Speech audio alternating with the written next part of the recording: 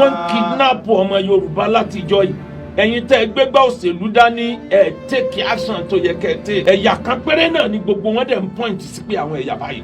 tó ọ̀rọ̀ lẹ ti gbọ́ láti ẹnu àfáà Akuegbagold yìí o lórí bí àwọn ọmọ Yorùbá ṣe ní láti gbárùkù ti olóyè Sunday Igboho Òòṣà tó ń gbìyànjú láti rí pé àwọn ọmọ Yorùbá wọ́n ní òmìnira tó yẹ kí wọ́n ní kán má bàa máa fọwọ́ rọ́ wa sẹ́yìn, kán má bàa máa chíìtì ọmọ Yorùbá.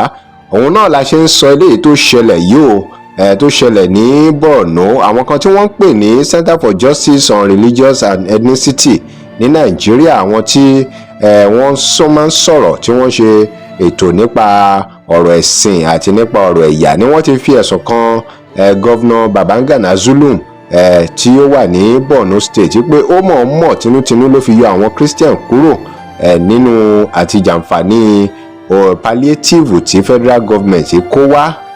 ọ̀rọ̀ pọ̀ ní òwe kọ́bọ̀ wọ́n ń padà bọ̀.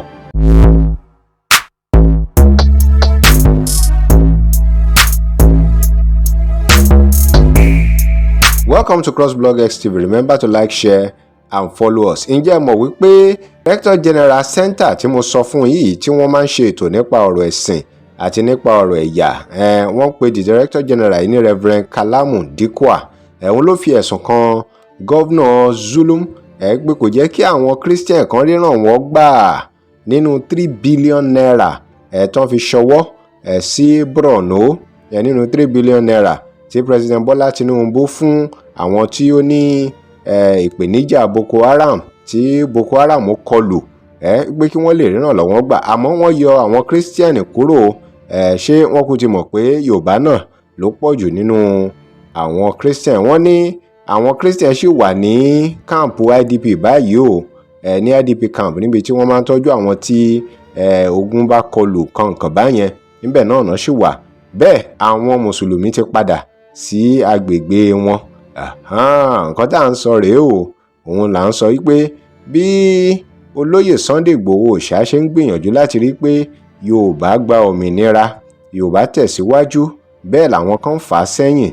níṣe ni gọ́vnà Zulum yìí gẹ́gẹ́ bí wọ́n ṣe fi ẹ̀sùn kàn wọ́n níṣe ló ń wó ṣọ́ọ̀ṣì káàkiri lóríṣiríṣi tí wọ́n sì ti fẹ̀sùn kàn pé ó ní láti rí i pé àlàáfíà jọba ní ìlú Borno. bí àlàáfíà ò bá jọba òun náà ni wọ́n máa mú.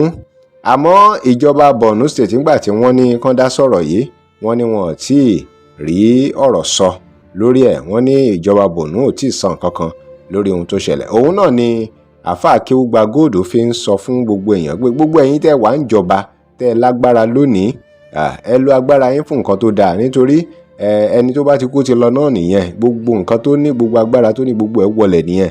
ẹ já gbọ́ díẹ̀ nínú ọ̀rọ̀ tí àfáà Akuegbagold sọ lórí ọ̀rọ̀ yìí. ìran Yorùbá ẹja ronú dáadáa.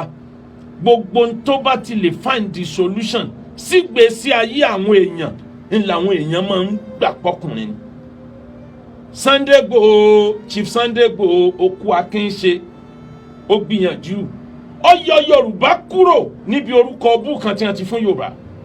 àwọn ọ̀ràn yòókù gbàgbọ́ yí pé ọ̀lẹ ní Yorùbá ojo ni wá. ọ̀rọ̀ rèé o látẹnu àfáà Akuegbagold ẹ̀jẹ̀ àgbọ̀ délẹ̀.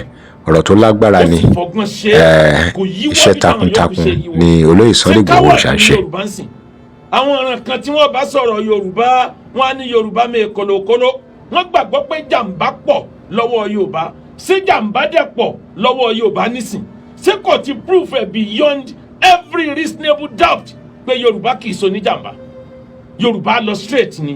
àwọn ọ̀ràn kan gbàgbọ́, wọ́n gbàgbọ́ pé n ti ń jẹ́ Yorùbá ìran kan ni tó jẹ́ pé tí wọ́n bá ti rí owó wọ́n á já gbogbo ẹ̀rú ni.